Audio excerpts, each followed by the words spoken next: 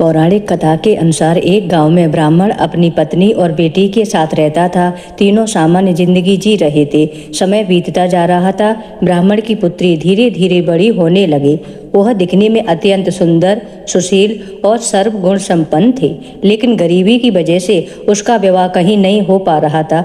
इस वजह से ब्राह्मण और उसकी पत्नी परेशान रहते थे। फिर एक दिन उनके घर एक साधु महाराज आए। ब्राह्मण की पुत्री ने उस साधु की खूब सेवा की। साधु ने सेवा से प्रसन्न होकर उसे दीर्घायु का आशीर्वाद दिया। इसके साथ ही साधु ने यह भी बताया कि उसके साथ में विधवा का योग है। यह बात सुनकर ब्राह्मण परेशान हो गए और इसका कोई उपाय पूछा। तब साधु ने कुछ देर सोचने के बाद कहा कि एक गांव में सोना नाम की धोबिन जाति की एक स्त्री है जो अपने बेटे और बहू के साथ रहती है। वह महिला संस्कारों से संपन्न, निष्ठावान और पतिव्रता है। अगर आपकी कन्या उस महिला की सेवा करे और इसके विवाह में वह महिला अपनी मांग का सिंदूर लगा दे तो इस कन्या की कुंडली का विधवा योग दूर हो सकता है। साधु की बात सुनकर ब्राह्मण ने अपनी बेटी से धोबिन की सेवा करने की बात कही और अगले दिन कन्या सुबह उठकर सोना धोबिन के घर चली गई। फिर रोजाना वह धोबिन के घर की साफ सफाई और सारे काम करके अपने घर वापस चली जाती थी।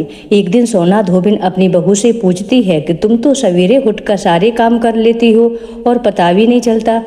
तब बहू ने कहा, माँ जी, मैंने तो सोचा कि आप ही सुबह उठकर सारे काम खुद ही खत्म कर लेती हैं। मैं तो देर से उठती हूँ। इसके बाद दोनों सास बहू निगरानी करने लगी कि कौन सवेरे ही उनके घर का सारा काम करके चला जाता है। कई दिनों तक धोबिन ने देखा कि एक कन्या सुबह में उनके घर आती है और सारे काम करके चली जाती है। जब वह कन्या जाने लगी, सोना धोबिन उसके पैरों पर गिर पड़ी और पूछने लगी कि वह कौन है जो ऐसे छुपकर उसके घर में काम करती है। तब कन्या ने साधु की कही गई सारी बातें बताई। धोबिन पतिव्रता थी और उसमें तेज था, इसलिए वह इस बात के लिए तैयार हो गई। धोबिन के पति की तबीयत थोड़ी खराब थी, इसलिए उसने अपनी बहू से अपने लौट आने तक घर पर ही रहने के लिए कहा। धोबिन ने जैसे ही अपने मांग का सिंदूर उस कन्या की मांग में लगाया तो उसके पति की मृत्यु हो गई। थोड़े समय बाद उसे इस बात का पता चला। वह घर से निर्जल ही चली थी। सोना धोबिन यह सोचकर ही रास्ते में कहीं पीपल का पेड़ मिलेगा तो उसे भंवरी देकर उसकी परिक्रमा करने के बाद ही जल पिएगी। उस दिन फाल्गुन अमावस्या थी।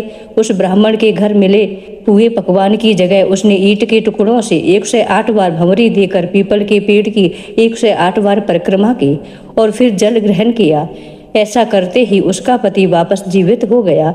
अतः जो व्यक्ति अमावस्या के दिन 108 वस्तुओं की भंवरी देकर सोना धोबिन और गौरी गणेश का पूजन करता है उस